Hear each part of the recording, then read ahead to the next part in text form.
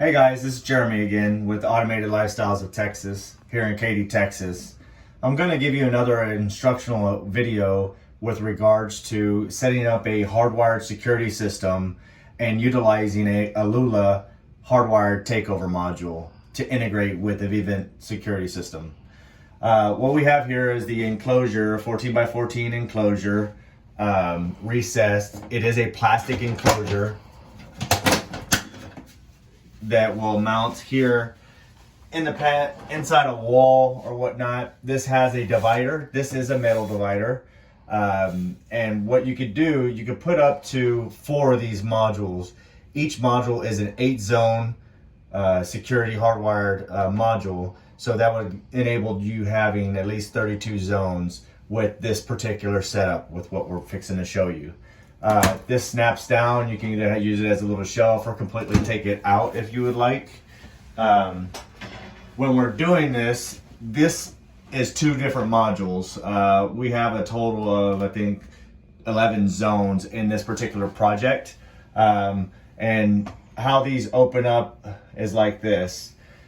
So each one of these modules has 8 zones with a lithium-ion backup battery, has a power port to hook up for glass breaks and motions, and you can put the entire loop here. As they come default out of the box, here's your box. This is the model number. It is the RE508X. You can buy this from any one of your local retail stores, or not retail, but wholesale distributors.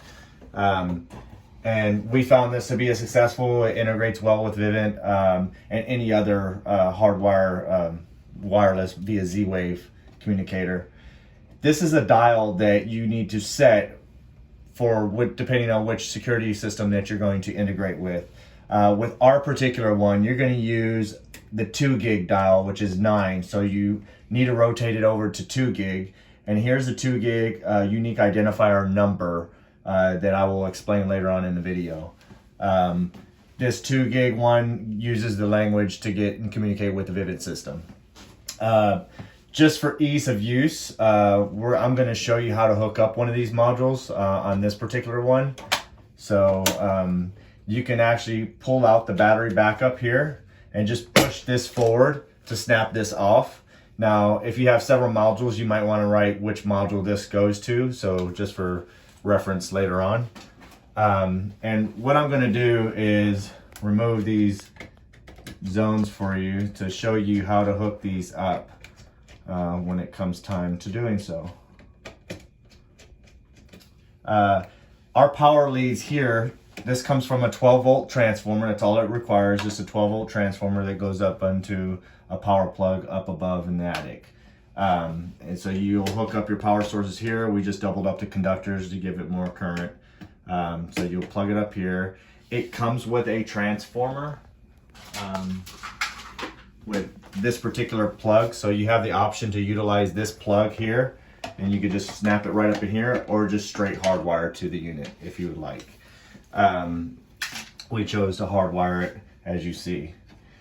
With all of our contacts in our zones, we use wires and color code them to what type it is. So our orange wires, as you see, are going to be our motions. Our greens are our glass breaks, and the yellows are for doors, entry doors. We use blue for windows, but we don't have no windows in this particular project. When you hook all these up, it's just like any other security system if you've done so. You basically have the ground and the zone. It's 2 zones per each Phoenix connector that you have. So you just literally would just put the ground there where it needs to be, hook it up, and then hook up your zone where it needs to be. And screw it in. And then that's 1 zone, and then you just repeat the process through each one of the zones. For the power on glass breaks and motions, you'll just twist and get all the positives together and the negatives together and hook it up on, and it tells you right here on the panel itself what each one of them would be for. So you have 12 ground power, and then your ground, and then same here for your actual power coming in, Z1, Z2, and your ground for that particular loop, and so forth. So There's all your information for the unique identifying number. This here will tell you, which dial to go to. As I said before, 2 gig is what we would use to integrate with a Vivint system. So once you got that, you kind of want to ensure that you have all this clean. One of the successful things that we've noticed is that if we have everything properly labeled, toned, and also test for continuity to ensure that the contact is good, your glass breaks are good, and your motions are good, to ensure that you have a seamless install ready for connectivity with Vivint. This here is something that we do during our trim out phase. So when we come in to trim out our structural wire panels, as well as labeling all our wall plates and putting all our connectors on, this is what we'll do at that particular phase when we're going into our projects, to ensure that we have it prepped and ready so that when we schedule for the Vivint installation, they could come in and get everything connected. Now, as I spoke before with regards to the unique identifier number, so this you just hook it up to the back and just kind of snap it back in place. Pop this little connector back on here for the backup battery, and then it's good to go. So another thing you're going to want to do is either write on a piece of paper or wherever you want to put it. We utilize the back of this door for the enclosure, and we write down all our zone names, the zone number, and then which module. So this is module 1, module 2. So if you see module 2, we have 3 zones here in which we have them named in which particular zone each one of them are, and the unique identifier number. Now this unique identifier number here, it shows 2 gig serial number. It's a 7-digit number, and when they go to program it into the Vivint system, that last digit is conspired for the zone. So for instance, your number here is 0540790. You would change that last digit to 0791 for zone 1, 0792 for zone 2, and so forth. That's how you get it to identify within the Vivint panel. And then you'll have to trigger that zone, whether you're opening the door or window, the motion, or the glass break, to get it to read it and lock in that particular zone. But that's all done from the Vivint technician when they come to do the installation.